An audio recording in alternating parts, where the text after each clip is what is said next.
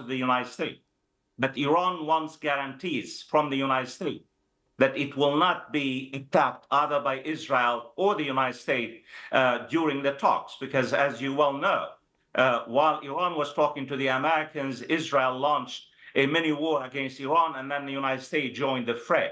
So the Iranian leadership wants to use the diplomatic value as a kind of really carrot to extract guarantees from the United States that the United States will not strike Iran or will not allow Israel to strike Iran if and when the diplomatic talks take place between Iran and the United States. Fawaz Judges, thank you very much indeed. Here, the government has promised to cut sewage pollution from water companies in England and Wales by half by the end of the decade.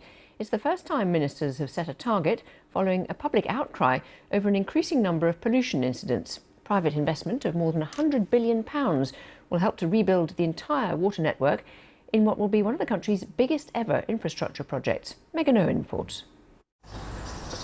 This protected chalk stream in Marlborough may look clear and full of life, but campaigners say the algal sludge at the bottom of the River Kennet is partly due to pollution from the local sewage treatment works upstream. The government plans to cut sewage pollution in half in the next 5 years by investing more than £100 billion in infrastructure and bringing in regulations. It follows increasing scrutiny of water companies and their performance after record numbers of pollution incidents were recorded last year. Today, the Environment Secretary took aim at extra pay awarded to the boss of Southern Water, which would almost double his income. I really think the companies need to look at what they're doing and the signal it sends to their customers, who are already rightly furious with them. So you would clearly believe that Southern Water's boss should not take his pay rise, even though, as you pointed out, it's not actually... I don't think Southern Water has performed well enough for that kind of a pay increase to be merited. Southern Water say the salary follows protocols and rules set out by the regulator and in accordance with the law, and includes a relocation allowance and long-term incentive plan paid by shareholders. But it should have been stopped, say the Conservatives. We gave powers to Ofwat to stop bonuses being paid out, whether it's failure. Bonus, this is salary, it's a different thing. No, it's the pay it's a long-term bonus. Yeah. It's a long-term incentive plan that's paid out. I think the basic salary is £700,000, which is still an awful lot of money, but it's doubling of that through an incentive plan. That can be stopped through Ofwat. This all comes ahead of a major review of the water industry tomorrow, which could include a recommendation to scrap the regulator. It's failed everybody. It's failed customers. We saw those huge bill rises. It's failed the environment. We see the state of iconic lakes like Windermere, beaches like the beach at Bournemouth. I've been up and down this country and spoken to wild swimmers, parents, everybody furious about the state of our water. So clearly regulation must change. Precisely how it changes, Sir John will make his recommendations tomorrow. I will respond. The Liberal Democrats said the regulator should be replaced, with public benefit corporations taking the place of private companies, whilst Reform UK wants to see the water industry put into public-private ownership. Thames Water say they plan to upgrade the sewage treatment works here in Marlborough to help cope with the volume of sewage. The government's target to tackle sewage pollution is the latest attempt to improve England's waterways, a revolving debate with the future of the industry in question. Megan Owen, BBC News. Japan's Prime Minister Shigeru Ishiba has said he has no plan to hand over power to other parties, despite some exit polls suggesting his ruling coalition may lose its majority in elections to the upper house of Parliament. The Liberal Democrats, who have held power in Japan for most of the last 7 decades, have already lost their overall majority in the lower house. In an election year last year, and counting is underway, although the results are not expected until Monday. Let's speak to Geoffrey Hall, who's a lecturer in Japanese studies at Kanda University International Studies. He joins me from Tokyo, where it's just past midnight. Thank you very much indeed for staying up for us. Tell us about the results we've seen so far. Are you surprised at all? The results are not surprising, and even though they're not surprising, I'm happy to stay up past midnight to look at them. The LDP seems almost certain to lose its coalition majority in the upper house, which will be a big blow to the Prime Minister, but it's not a fatal blow because there are center-right parties that can cooperate to pass legislation and budgets if necessary. So, I mean, what do you think has been the motivation for people to try and oust the government in this way?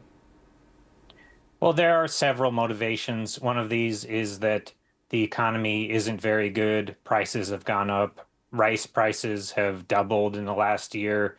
And people don't really feel like the government has done enough to address this crisis. There is also the issue of immigration and over-tourism, which have been combined together by right-wing parties that are attacking the mainstream conservative government, saying they're letting in too many immigrants, saying that they're letting tourists misbehave too much. Much of this is fueled by misinformation on the internet, but nonetheless, people perceive that Japan is being flooded with bad foreigners who are causing trouble, and this has caused the LDP to lose seats and a far-right party called the Sansei-to to gain seats. And practically, if they lose that majority, how much will it make a difference to what they can actually do practically on foreign policy, for example? Well, practically speaking, in both domestic and foreign policy, if they need to pass legislation or any kind of bill, they can easily get it done with just some minor compromises with center-right parties. But diplomatically speaking, they are in a somewhat weak state because other countries will know that Japan's prime minister is leading a minority government. But ironically, this situation where Japan is facing the deadline of Trump's tariffs and the threat of Trump's tariffs, the economic attack on Japan, that might actually be keeping Prime Minister Ishiba in power because people in his own party would be afraid to cause infighting in the middle of this national crisis. And in fact, just within the last few hours, he's talked about that. He said, we are engaged in extremely critical tariff negotiations with the United States. We must never ruin these negotiations. That's when he was asked if he was going to stay on as Prime Minister. So it seems that he's using that card, isn't he, quite heavily for keeping his position. And it's a very good card because, I mean, who wants to change horses midstream, as we would say in America? I mean, this is the middle of a critical negotiation. The deadline is August 1st, and you can't just shuffle around all of the negotiators and the leaders of the government in the middle of this negotiation that is deciding whether or not Japan will be hit by enormously punishing economic sanctions. Geoffrey Hall, thank you very much indeed for your analysis today. Thank you. Thank you. Now it's time for a look at today's sport with Tulson Tollett. Thanks very much, Lauren. It's the final round of golf's Open Championship, and it looks like it's turned into a one-horse race at Royal Portrush. Ben Croucher is there for us in Northern Ireland and can bring us the latest on what is actually happening.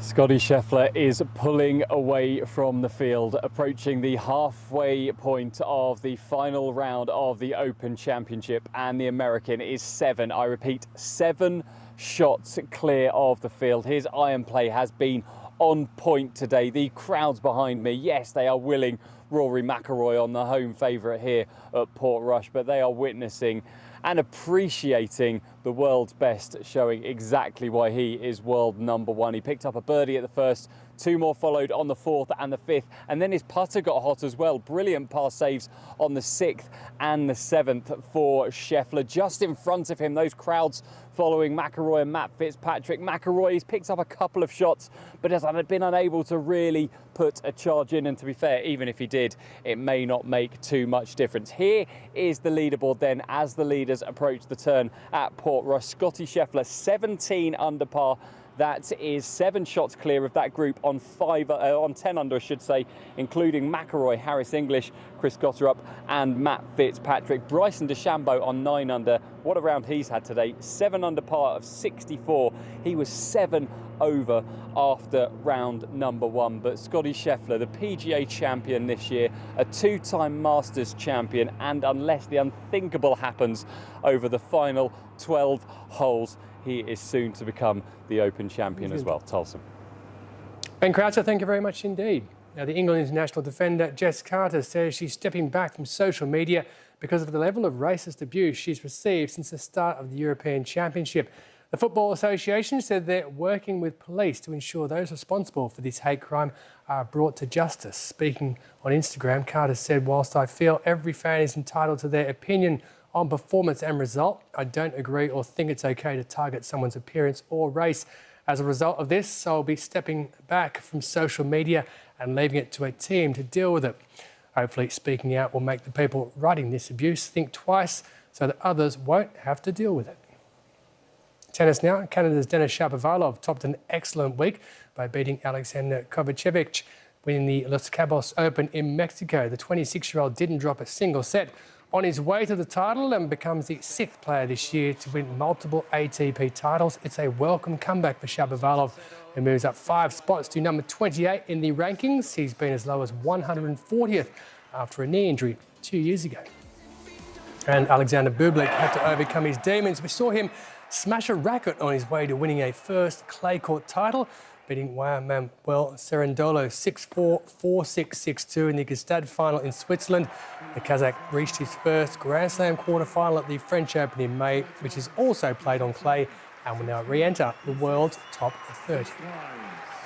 And stage 15 of the Tour de France has just finished in the southwestern city of Carcassonne.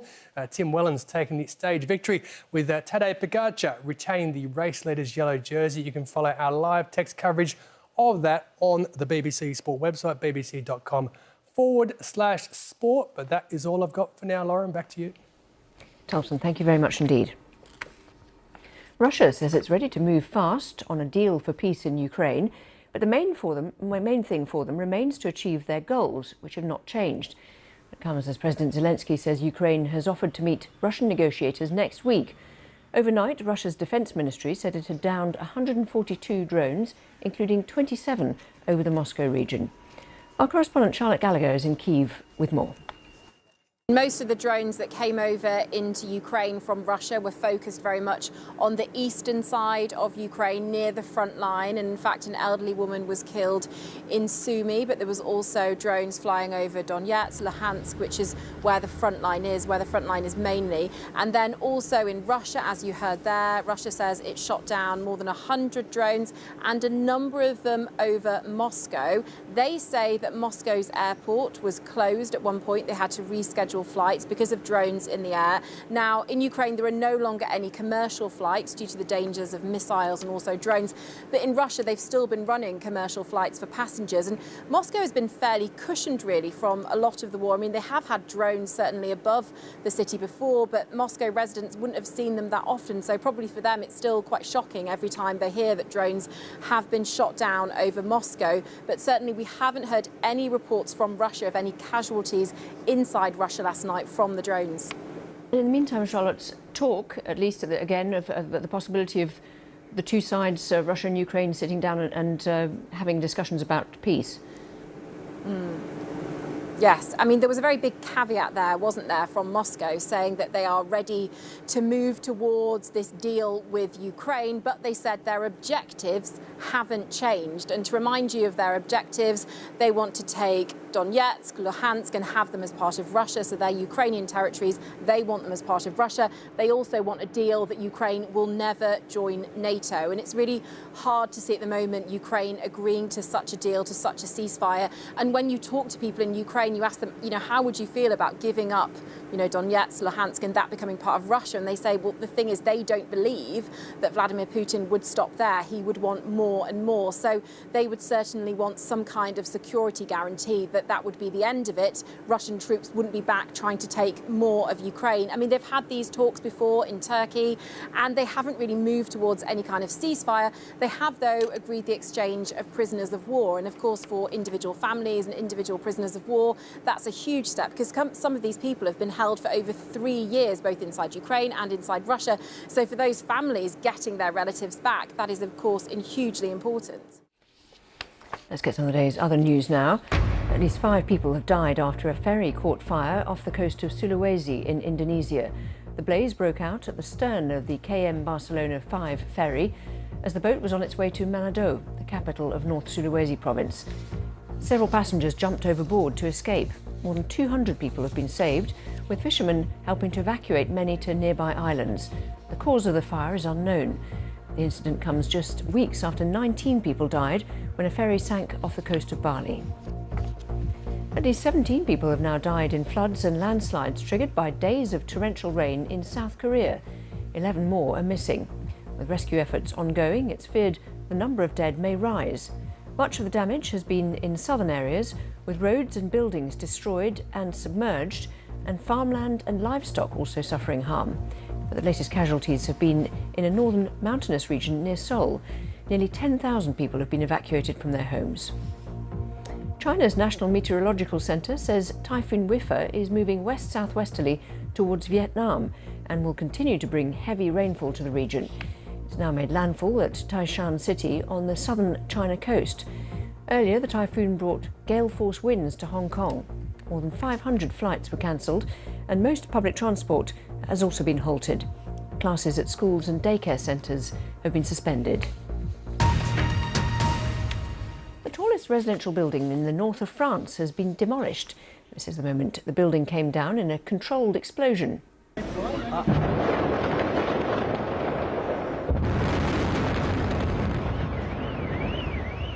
Crowds gathered nearby to witness the moment and bid farewell to the landmark.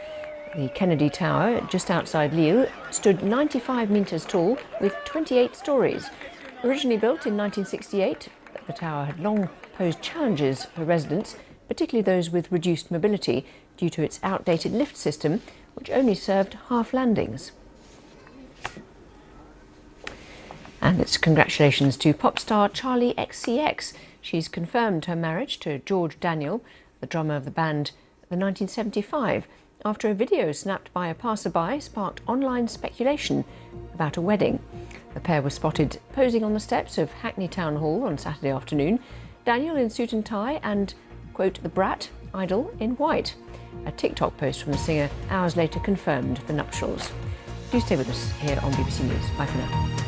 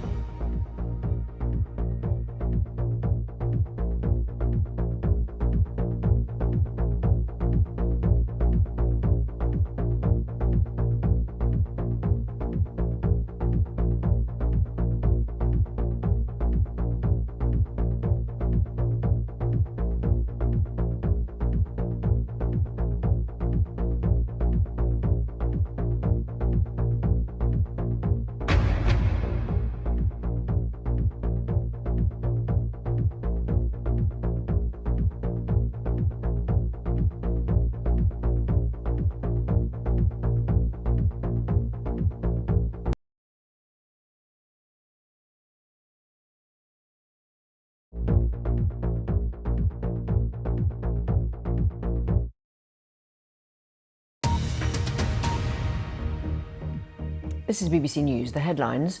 More than 60 Palestinians have reportedly been killed and dozens more injured by Israeli fire while waiting for a UN aid delivery. The latest casualties come as the Israeli military issued another evacuation order for central Gaza. The Syrian government says violent clashes between rival groups in the south have been halted after tribal fighters were made to leave.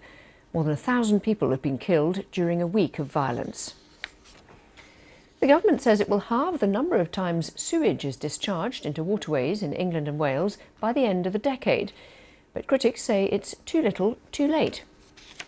Japan's Prime Minister Shigeru Ishiba says he intends to stay on as leader after his ruling coalition is projected to lose its majority in the upper house election.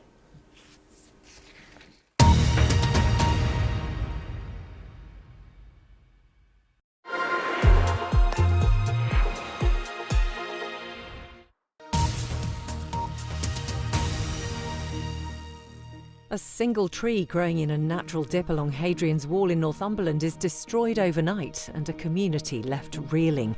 So who chopped down the tree at Sycamore Gap and why? Now on BBC News, from roots to ruin. One of the most iconic trees in Britain. The famous tree at Sycamore Gap was cut down in what's thought to be an act of vandalism. Its felling has caused shock, outrage. That one little tree was so symbolic of not only the region, the area, but the people here. And deep sadness. Really angry about it. This story was so big, this managed to make all the front pages in other countries as well. The loathsome jackass that did it, I think, deserves the worst punishment that can be meted out. It was like the death of a friend. I was absolutely raging. And I hope you feel really good about yourself. I was raging. That famous landmark is no more. The big question is why and who did it? First tonight, 2 men have been charged in connection with the felling of the Sycamore Gap tree. Turned up with full face masks on and sunglasses and suits. We're going to find out who you are.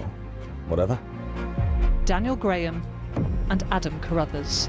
Now, over 30 reporters were in court 6 this afternoon. It's certainly one of the most remarkable trials that I've covered in my career. ITV News, BBC News, Sky News, like news. I think it's gonna go wild.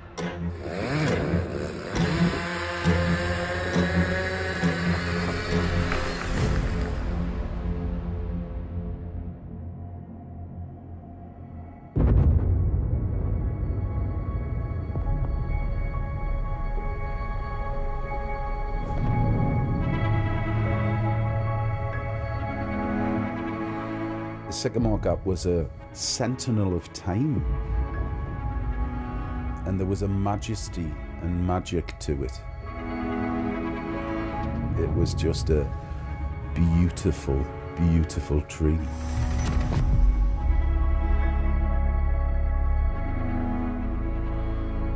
Just look across this gorgeous, rolling, desolate, bleak landscape, and then there's this tree right in the middle of it. And it's just so unique, and it was so special. It was the perfect symmetry. The way that the hills just lined and then just hugged the tree in the middle was just beautiful.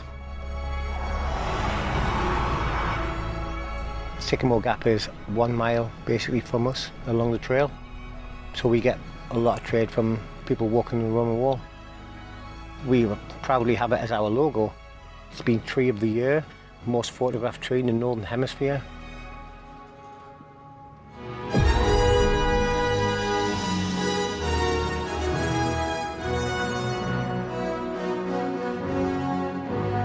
Hi, I'm Kevin Reynolds, director of Robin Hood, Prince of Thieves. I am home! Woo! Many years ago, when I was in college and I was doing a Brit Rail tour of the UK, and I wanted to go up and see Hadrian's Wall, and I was riding down this road along the wall, and all of a sudden we came to this gap, and there was this tree in this beautiful little U in the wall. And several years later, when we were preparing Robin Hood in the UK, and I remembered it even after all those years, and I said, we have to shoot here. What I remember about that day was how changeable the weather was. It was very cold, very wet. Is there no sun in this cursed country? After the Instagram age came in, then it really took off and became a kind of national and worldwide spot that everybody knew about. It became the place to get that image of yourself when you're on holiday. People were getting engaged here. We went for a walk up to Sycamore Gap, and that's when my husband got on one knee and asked me to marry him. It was the best 40th present ever. They were scattering relatives' ashes here, all those big moments in their lives. She's about to spread her dad's ashes, Stephen's ashes, just get this most magical tree. I've got goosebumps, you know. 2 years ago, I walked along Hadrian's Wall. So when I got to this point, and I scattered them, that spurred us on to finish the walk as well, because I was doing it for him, and that's why it's so special it was. We're very proud of where we come from here in the Northeast. The tree was an exclamation mark about who we are in this part of the world.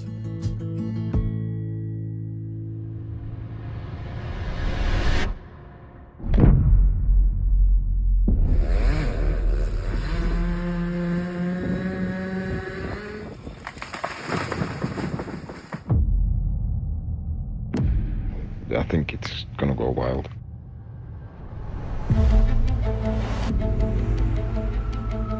The day started pretty much like a normal one, and you get an email on your phone. It was a report that the tree had fallen over. So it had been reported by a farmer, and just because of the localness of it, I doubted a farmer would be telling us a silly story. Got in the van, headed off there. Every day you've seen it, and then one day you go past, you do the quick double take. It was shock, as it were, because it's just like a landmark, and then when you look and it's gone, it's just, oh my God. Just bringing you some really, really sad news. I feel devastated. Sam, something awful's happened up at Sycamore Gap. Northumberland National Park have said that the famous tree at Sycamore Gap has been cut down. It can't be real. You know, it can't be true. Jump in the car, we'll drive up and we'll have a look and check it out. And I pulled up, got my big lens out, zoomed in, and sure enough, the tree was on its side. Sad morning. Really sad morning. Destroyed forever. Whoever's done this needs to do some serious time, Really sad day.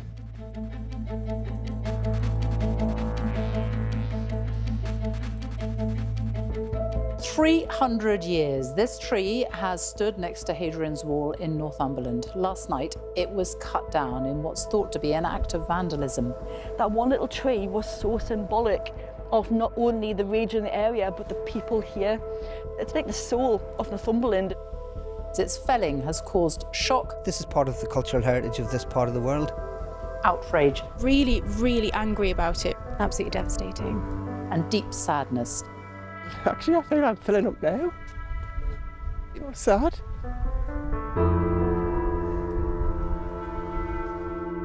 I just couldn't believe it. And I still can't comprehend the mindset that would just do that. You've just murdered a sentinel of time and elemental spirit of Northumberland. I was absolutely raging. And I hope you feel really good about yourself. I was raging. For whatever warped reason you've done it, it's shocking. Jeffrey, it's gone viral. An iconic tree at the Sycamore Gap has been chopped down. This story was so big, this managed to make all the front pages, not only in our country, but in other countries as well. Al que le pareció simpático talarlo. Famoso tras aparecer en la película Robin Hood. I was just stunned. It was like so out of the blue and so unexpected. I was really surprised at my own reaction to the news. The loathsome jackass that did it, I think, deserves the worst punishment that can be meted out when they catch him. I mean, personally, I think they should chain him to the stump for the rest of their lives. It was like the death of a friend. And so many people reacted to it. Today, that famous landmark is no more.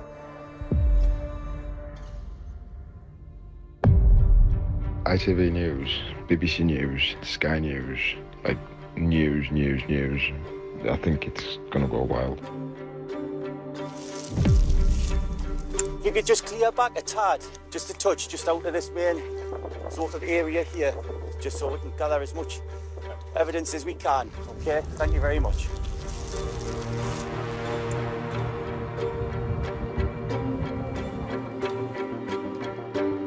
The police arrived in all the forensic gear, the masks, all the gloves on. It's something that I've never seen before for a tree.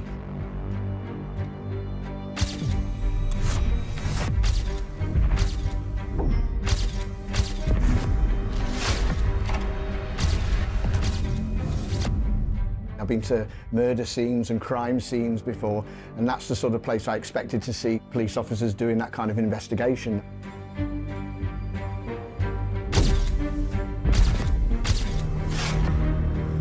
They're out there measuring everything, checking it all. It was a strange scene.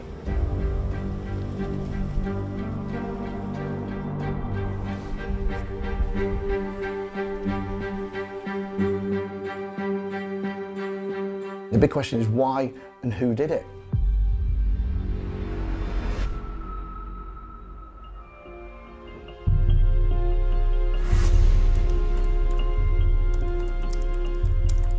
Very quickly, rumours started to float around that there was a teenager involved in it.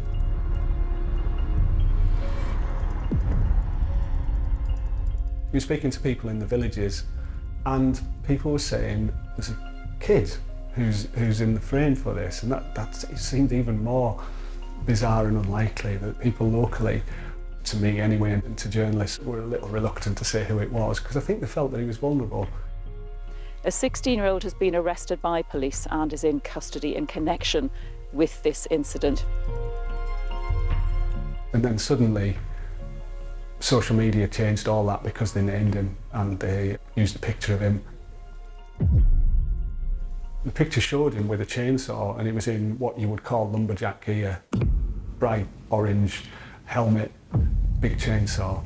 It suddenly went from a kid couldn't do this to, well, maybe that kid could. You have to be very, very, very careful not to jump to assumptions really quickly. You know, there's an old-fashioned saying, isn't it, that the assumption is the master of all mistakes. Obviously, there were lots of rumours flying around who had done it, and we followed up a few leads that we'd been given on possibly, you know, people who lived on the land there. Before the police arrest came about, Walter's name had started to float around.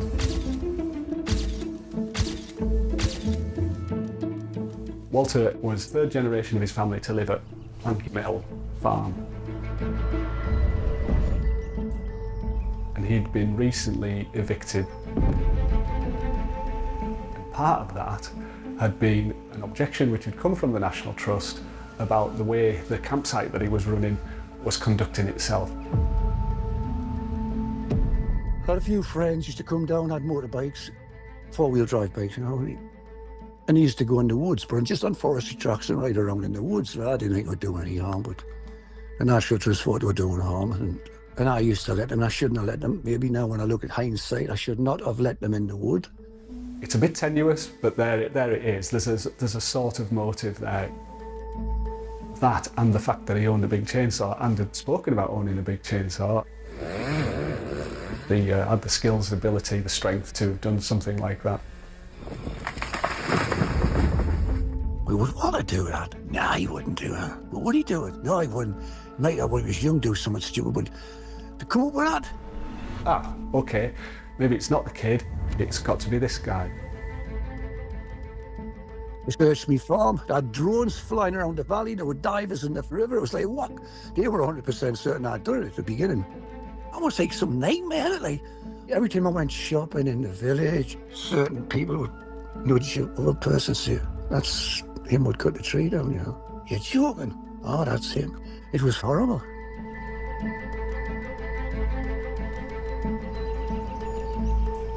Police announced some months later that they were taking no further action.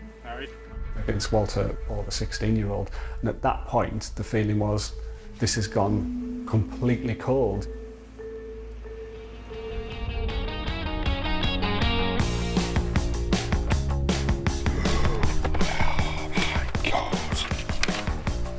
Obviously, Robin Hood, Prince of Thieves, brand new, extended, original motion picture soundtrack. I'm a massive movie fan. I still remember a buzz about Robin Hood when I was younger, like how Robin Hood's getting filmed in like Sycamore Gap being up the road. Look at that. Robin Hood in the background. Like Kevin Costner and Morgan Freeman's been here. It's just a thing of beauty. I met Lincoln at a random art exhibition.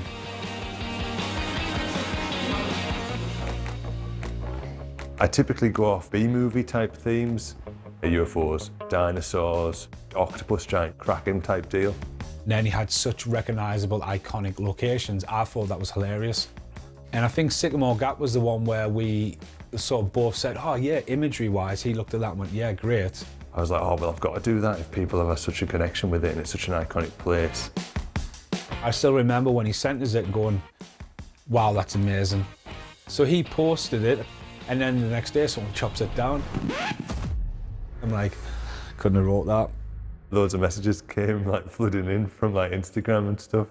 I didn't know what to do really at the time. I was a bit like, do I take the post down? He was like, are you serious? Someone jumped in and pulled it over. He was like, and it was so surreal, like freaking out. And I'm like, I think you'd be all right. I mean, where were you last night? Were you chopping the tree down? I couldn't decide what to do at all. I didn't know if I would get into some sort of trouble. It was loads of different emotions. My wife was concerned about like the police knocking on the door and things like that. Really? Could that really happen? It's mad, yeah.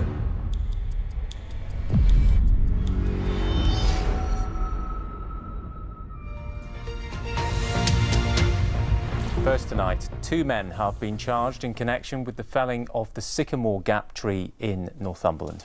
They have each been charged with 2 counts of criminal damage relating to the tree and Hadrian's Wall. It all came as a bit of a shock, sort of, you know, once 2 people had been arrested, especially when they said they were from, say, Cumbria, I think it was Carlisle, and they'd been arrested and charged. It was, well, what links have they got to the tree, and why would they want to come all the way across and fell the tree? I was kind of quite relieved that it wasn't somebody from Northumberland that had done it, or from the northeast that had done it. Was I furious that it was somebody else? 100%, yeah.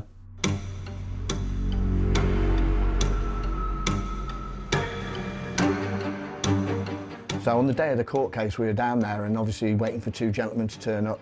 Now, over 30 reporters were in Court 6 this afternoon. The 2 gentlemen that turned up with sort of full face masks on and sunglasses and suits. In fact, one of the papers described Adam Carruthers' mask as a gimp mask. That's how they described it. That kind of gripped everybody even more because of the bizarre disguises that they wore and the lengths they went to not to be identified. The criminal damage was valued at more than £620,000. But in court, both of them, particularly the younger one, Adam Carruthers, seemed very, very anxious. Anything you'd like to say?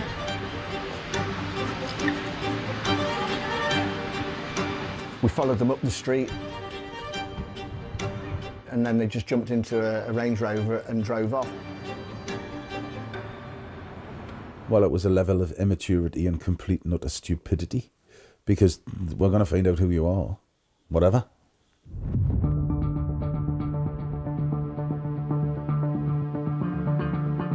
Daniel Graham is by far the more colourful character. And he'd set himself up in this kind of strange little shanty that he'd built with a caravan, put some horses on the land, gates and pillars with lions on the top. He has his own company. Tree clearance is one of the things that they do. Adam Carruthers worked for Daniel Graham, so it all made sense. But the overriding thing was why? Why did they do it? What was it all about? You know, what was the purpose of it? Our jury has been played dramatic footage of the moment it's claimed the Sycamore Gap tree was toppled with a chainsaw. That video was filmed on an iPhone belonging to one of the defendants, Daniel Graham. It's night time, you see a figure underneath the tree, and then you see and hear the tree cracking and crashing to the ground. It was a really key piece of evidence, and you could see a visible reaction on the face of the jury. Dan Graham's phone was tracked leaving his home near Carlisle all the way over to Sycamore Gap in Northumberland. Number plate recognition cameras picked up Dan Graham's Range Rover. Hub CCTV picked up the headlights of Dan Graham's car going up towards Sycamore Gap and then back again. They took a wedge from the trunk to be kept as a trophy. And that video clip was actually shot in the boot of his Range Rover. Though it and the actual chainsaw said to have been used were never recovered. It's gone viral. It is worldwide. It will be on ITV News tonight. Voice notes were sent between Carruthers and Graham, and possibly the most damning of these was one in which Carruthers said to Graham, I'd like to see launch an operation like we did last night. I don't think he's got the minerals. He said in court that he meant to say the operation that he launched last night, meaning it was someone else, but that was quickly shot down by the prosecution. What is it you're ringing about? The Sycamore Gap. In his initial police interview, Dan Graham refused to give Carruthers his name because he said, "I'm not Grass." But then, in August 2024, he made an anonymous call to Northumbria Police where he did just that. One of the lads that had done it, Adam Carruthers, has got the saws back in his possession. It's certainly one of the most remarkable trials that I've covered in my career.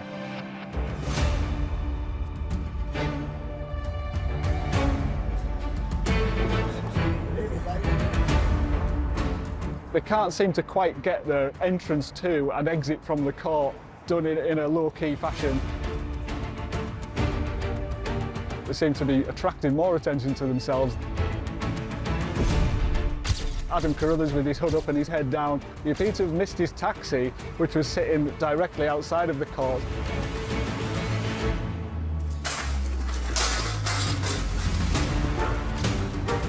And then had to come back and be driven away by what I assume is a very confused taxi driver.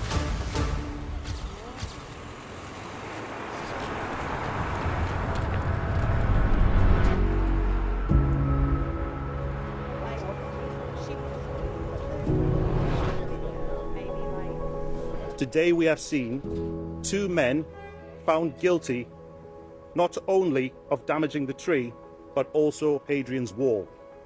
At no point have the two men given an explanation as to why they targeted the tree. Daniel Graham and Adam Carruthers carried out what the police called a mindless act of vandalism. When I heard it, I was just absolutely elated. I thought, you know, some justice has been served. I literally punched air when I was at work, and my whole team were following it with me. A little bit too excitable, but it was just great to see guilty, guilty. A little bit of justice. Guilty, guilty. Yeah. No doubt in some people's minds that whatever they get will not be enough. There's so many people with emotional ties to the tree. I got a question on social media yesterday saying, you know, it's just a tree. I was like, put yourself in somebody's shoes who's had their parents' ashes scattered at the base of the tree. People found like peace there, a little bit of tranquility away from this mad world that we live in. You know, away from people like those two idiots who cut the tree down. You know, yeah, it was just a bit of peace. I'd like to see launch an operation like we did last night. I don't think he's got the minerals. There was a sentence that they said I thought was really interesting. Didn't have the minerals to do what we did last night. And I kind of want to say to them, you guys haven't got the minerals to own up to what you did.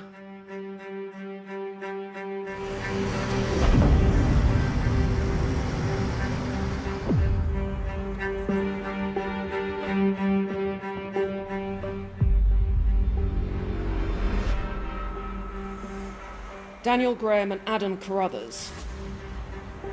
I'm confident that a major factor in your offending that night was sheer bravado. felling the tree in the middle of the night and in the middle of the storm gave you some sort of thrill, as did the media coverage of your crimes over the following days. You revelled in the coverage, taking evident pride in what you had done. This is a case in which I have an overwhelming sense that both defendants should receive the same final sentence. Stand up, please. I've imposed a sentence of 4 years and 3 months imprisonment. You will be released no later than 40% of the way through the sentence. Thank you. You may go down.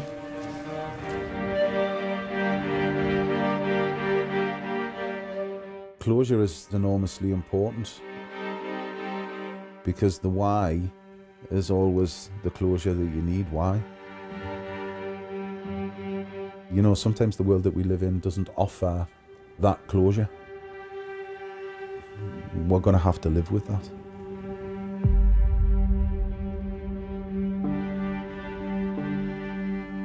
Yeah, mate.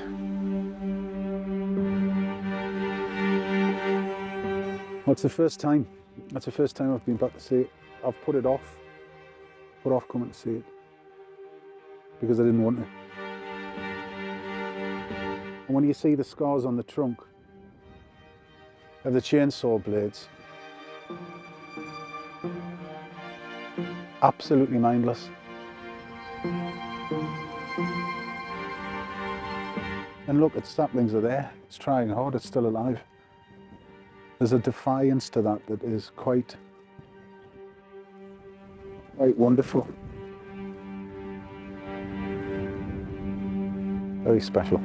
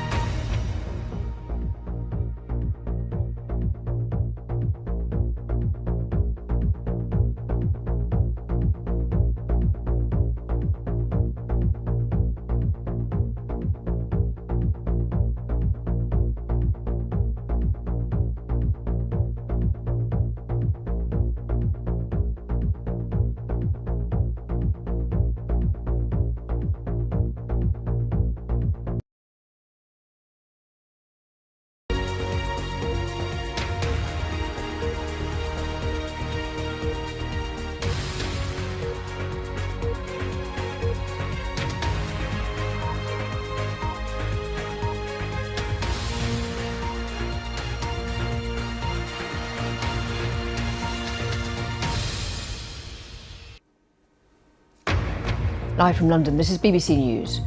More than 60 Palestinians have reportedly been killed and dozens more injured by Israeli fire while waiting for a UN aid delivery. The Syrian government says violent clashes between rival groups in the south have been halted. The England footballer Jess Carter says she'll step away from social media for the rest of the Women's Euros after being targeted by racial abuse. The UK government says it will halve the number of times sewage is discharged by the end of the decade, but critics say it's too little, too late. Japan's Prime Minister Shigeru Ishiba says that he intends to stay on as leader after his ruling coalition is projected to lose its majority in the upper house election.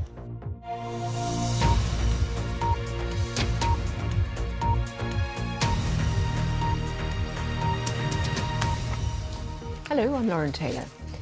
Officials and medics in Gaza say more than 60 people have been killed and dozens more injured by Israeli fire as they waited for a UN aid delivery. Hospitals in the south of the territory say more people have been killed at aid points there. The latest casualties come as the Israeli military issued another evacuation order for central Gaza. At the Vatican, Pope Leo used his Sunday address to condemn what he called the barbarity of the war in Gaza and the indiscriminate use of force. Our Middle East correspondent Yulan Nell has more on this latest attack from Jerusalem. So the vast majority of those who've been killed at the aid distribution sites in Gaza today have actually been in the north of the territory, where we know that the situation is particularly desperate, with reports there of people starving. Hospitals have been saying in recent days they're getting a big influx of people coming in dizzy and weak. They're seeing thousands of cases of malnutrition. Now, what we know about this latest incident is that there have been big crowds gathering for expected UN aid to arrive on lorries. We've seen that happening before, but instead witnesses said that Israeli forces opened fire on them, and we have got reports from the doctors at Shifa Hospital in Gaza City saying that this is a catastrophic situation. They have been completely overwhelmed by the dozens of casualties that have been brought in. There is really grim footage that you can see that show either teenage boys or young men on the back of donkey carts, their bodies being taken into the hospital, and the doctors are saying that for the numbers of wounded that they're seeing, people with gunshot wounds in particular, they don't have the medicines, they don't have the equipment in order to cope with that. The Israeli military has said that there was a crowd of thousands of people that had gathered waiting, and they said that the Israeli military fired what they said were warning shots at the crowd. This is an area that seems to be part of what the Israeli military would see as being an active combat zone, with lots of evacuations in place, evacuation orders in place in the north imposed by the Israeli military. They've just renewed a big evacuation order for large parts of northern Gaza in the past couple of hours. They say, the Israeli military, they're investigating reports of casualties and questioning the scale, the numbers of people who are reported to have been killed. And given how frequently Palestinians are being killed whilst trying to get food, how much is the Israeli government under pressure to try and change what they do in Gaza? Yeah, I mean, if you look at the figures that we had just last week from the UN, they were saying at that point that already more than 200 people had been killed close to UN aid convoys, reportedly by Israeli fire since late May, and that more than 700 had been killed close to the Gaza Humanitarian Foundation sites, which are concentrated in the south of the Strip. That's been this controversial US and Israeli-backed organization that was introduced in late May when Israel eased its total 2-month-long blockade of aid going into Gaza. That was with the idea, Israel and the US said, to stop any supplies being diverted to Hamas. Hamas has denied that it steals from the aid, but all in all, the UN is saying that what is needed is a huge influx of aid, that people are simply starving. Residents in the southern Syrian region of Suwaida say there's a tense calm after more than 1,000 people were killed in a week of violence between the Bedouin and Druze communities. Syria's president, Ahmed al-Sharaa, has been trying to assert his government's authority there, sending a contingent of security forces to try to quell the violence. Overnight, the US Secretary of State, Marco Rubio, called on Damascus to prevent violent jihadists, including the Islamic State group, from entering southern Syria. Posting on X, Mr. Rubio said if authorities in Damascus want to preserve any chance of achieving a unified, inclusive and peaceful Syria, they must help end this calamity by using their security forces to prevent ISIS and any other violent jihadists from entering the area and carrying out massacres. Mr. Rubio also said that the rape and slaughter of innocent people, which has been happening and is still occurring, must end. Well, there have been fears that the sectarian fighting could escalate into another regional crisis after neighbouring Israel became involved. I want to speak to our correspondent Lina Sinjab in Damascus. Lina, tell us about the situation in Suwaida first of all. How sort of fragile is the calm that's been established there? Well, it's been reported that it's been calm for the past few hours. A convoy of Syrian Red Crescent managed to arrive carrying aid, humanitarian aid and some medical supplies as well. But the situation inside the city itself is really still devastating with, shortages of electricity and water and anger among people who are still not able to bury their dead. Or even identify bodies that have arrived at various hospitals. They've rejected the entrance of any government or officials into the city, whether they are ministers, aid workers, or security or army. They've made it clear before that they don't want to see any presence of this Islamist-led government inside Syria.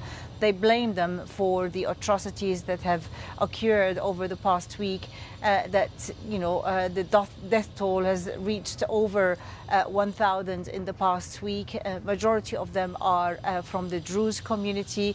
And of course, there are also some who have been killed from the army and security forces, and a small number from the tribal forces who've also been killed. But there has been an agreement. We've seen what the U.S., both the U.S. Secretary of State said, and the envoy to Syria, that they call for the government to ensure stability and safety and justice and bring those perpetrators to accountability so that they can continue with more an inclusive way so the country can move forward. And give us a bit of the context here. Why are people so concerned about what happens with Syria? I mean, is there a sense that there's a worry that they might slip back into some kind of a civil war? Tell us about the regional context. Well, the new-led government, they have a history of not being one body. They are a collection of different factions with different backgrounds that were in North Syria. Them have a jihadi, Salafi background, and they are now in charge of the government. They are in the army, they are in the security, and many of them, the official government, they are not, they seem not to be able in control of them, because we've seen atrocities and killing committed against the Alawites in March. We've seen atrocities and killing committed against the Druze now. And most of the testimonies we've heard that, members of the army and the security, as well as the tribes, where they went in chanting Allahu Akbar, God is great, using the pretext of religion and calling names against the Druze, calling them infidel and making it prohibited to kill them. And the killing was not just a battlefield where, two factions are killing each other. There are civilians who've been killed. There are women who've been beheaded in their homes. There are children who have been killed. The atrocities, the images that we've seen, there are men who are doctors and engineers who've been in their homes. They were forced to jump over the windows, over their balconies, and they were shot dead as they were jumping. All these practices, even though the government is coming out and say, we acknowledge there has been violations and we will bring people to justice, but it's sending the wrong signals. The confidence with the capacity of this government to be a representative of the whole society, to bring Syria together as a diverse and mosaic Syrian of different ethnic groups has come to a failure at this moment. And really now, I mean, if you look at how this government is being designed, most of the key appointments that can take decisions are coming from Islamist background, not necessarily have any experience in the positions that they are doing. And that's exactly what's worrying everyone, that the expertise, the colorful Syrians are being excluded and only Islamists are in charge. Lina Sunjab with analysis of the situation there in Syria. Thank you very much indeed. England footballer Jess Carter has said she'll be stepping away from social media for the rest of the Women's Euros tournament after being targeted by racial abuse. Writing on Instagram, the 27-year-old, who's started in each of England's 4 games during the tournament so far, said she was taking steps to protect herself after receiving online abuse about her race and her appearance. The head of the English Football Association voiced his support for Carter and said the organisation had contacted the police in the UK about the abuse. Meanwhile, the British Prime Minister, Sir Keir Starmer, released a statement on X saying, "There is no place for racism in football or anywhere in society. I stand with Jess, the Lionesses, and any players who've suffered racism on and off the pitch." Well, speaking a short while ago, Carter's teammate, Lucy Bronze, explained how the squad were trying to rally around her. I think, to be honest, I think a lot of players known that this has always been an issue within football. But I think for Jess especially to come out, because we all know Jess as a person, she's so strong, she's so tenacious, she almost doesn't want to like put anything she's going through on somebody else. So to hear Jess yesterday talking about it, I mean, we were all just so disappointed in terms of so-called fans writing out these messages. I mean, Jess herself, I think it's difficult. I think she wouldn't probably not admit it to the wider world, but